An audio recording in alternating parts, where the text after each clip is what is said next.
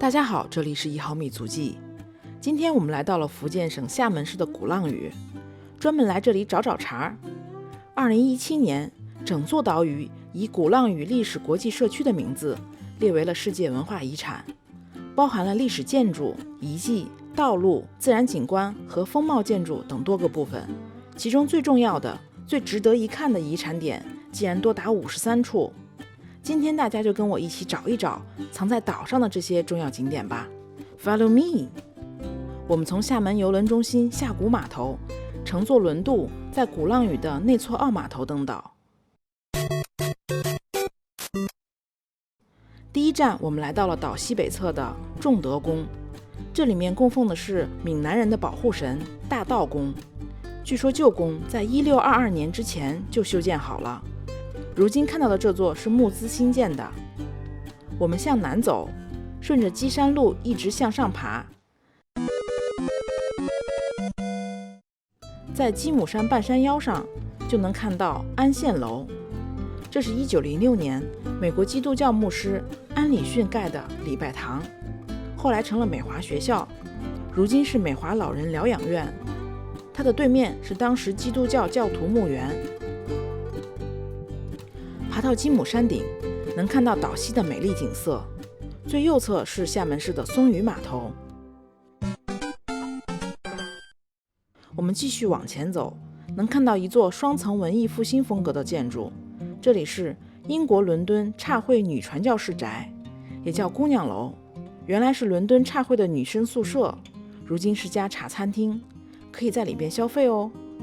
它的对面就是鼓浪屿最高点日光岩景区的入口之一，检票口旁边有一条不起眼的小路，这是前往看清西林别墅的，是1916年安南华侨黄仲训的别墅。安南就是如今的越南，现在这里是郑成功的纪念馆。它展出了收复台湾的众多史料，从3楼的阳台望出去，能看到岛屿东侧和厦门市区的海岸景色。原路返回，我们进入日光岩景区，这是岛上最有名的自然景观。日光岩是一块高达40多米的巨型岩石，也有人称它为岩仔山或者晃岩。传说是郑成功登岩时将晃岩拆解开来，起的日光岩这个名字。不但日光岩特别雄伟，攀登到最上方还可以360度观看整座鼓浪屿的景色，是天然的上帝视角。从日光岩的东侧下山，会经过日光岩寺。这座寺庙原本叫莲花庵，始建于明朝中期，明万历14年重修后更名为日光岩寺，是一座在闽南地区相当有影响的佛教寺院。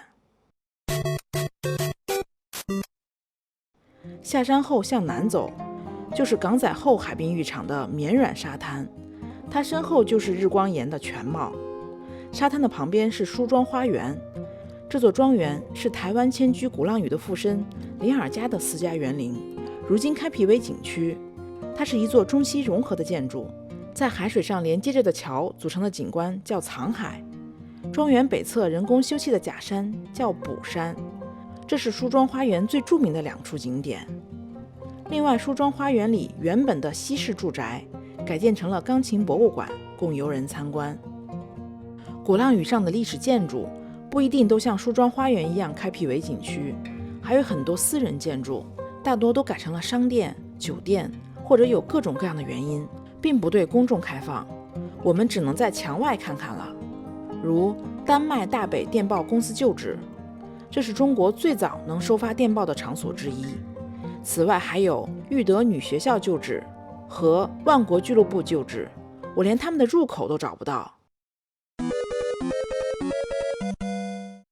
鼓浪屿的东南角是皓月园，这里虽然不是遗产点，但是有一尊高大的郑成功像立在波澜壮阔的海岸边。